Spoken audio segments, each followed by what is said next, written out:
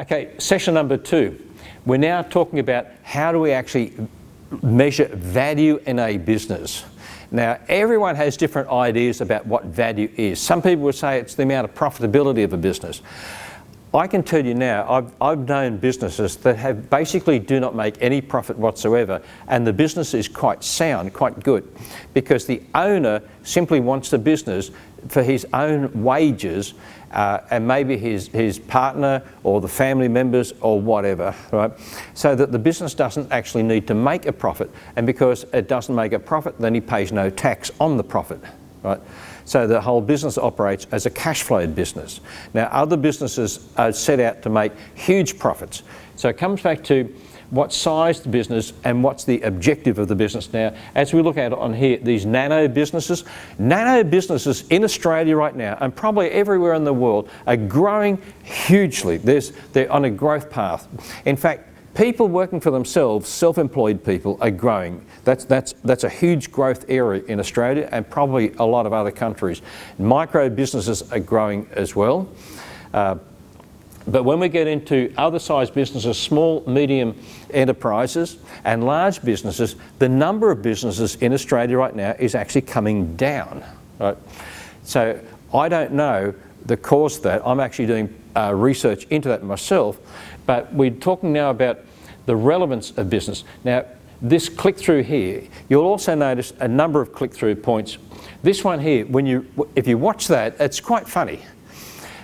The purpose of that is the unexpected end of that video, because sometimes there's unexpected things with businesses. Every video and every click-through point on these PowerPoints are relevant for the subject that is under discussion. Now, you'll also see on here, I've got this EIEIO, this over here. Now, last week in Brisbane, there was an entrepreneurship conference, which actually turned out that they couldn't actually function because of the current prevailing circumstances. But they still did the conference online. Right? Now, entrepreneurship is critical in businesses. Now, everyone understands what entrepreneurship is. Not many people actually have heard the word entrepreneurship. Entrepreneurship is where many students, after they graduate, will become entrepreneurs in companies. They won't start their own company, but they'll be like an entrepreneur who works for a boss. In other words, the company will say, do you have a master's degree? Yes. Okay, I expect more from you than what I'd expect from a regular, normal employee, because you should have advanced knowledge. And that's where you can become entrepreneurs in a business. The other one's here, execution. You can go online and put in book execution, and I guarantee you'll come up with the very first thing on Google will be the book called Execution by Ramcharan and Larry Bossidy. That book was written about 20 or so years ago on how to actually create and execute a strategy in a business. That's important, executing on a strategy. I've seen many businesses that have had terrific strategies that was poorly or not executed at all. The next point down here is innovation. From any master's degree student, you'll be expected to be innovative in your thinking, to be able to think outside the box.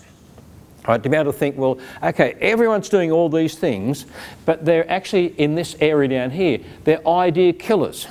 And a lot of people don't like new ideas. They think, this is not how we've done it in the past. We tried it once before and it didn't work, so we're not going to try anything new now. Right? And they actually become idea killers. What you have to be is innovative, entrepreneurial, and an idea creator. Right? That's the goal now, particularly in this year 2020 and beyond. The next thing down here is being able to innovate ideas, not necessarily products, but strategies or ideas or things in the company that can actually make the company operate better, make it operate smoother, maybe improve revenues, maybe improve the markets, maybe figure out how each employee can work better or faster or smarter. Right? And then the last point down here is operationalizing, which simply means having like a loop, a closed loop, so that everyone knows what everyone else is doing, so that there's nothing missed in that whole system or that whole cycle. So that the manager knows what's happening in the marketplace, they know what's happening in the media, they know what's happening by the customers, competitors, and so on. That's what this is all about here. But remember, as very few people actually are the creators of ideas. Now, if you're not the manager, what you have to be able to do is to create an idea in company that can help the manager or the owner to implement something that can benefit the whole business as well as yourself. And then again, a lot of click-through points on here. Most of the click-through points, there's about between 10 and 20 per each session.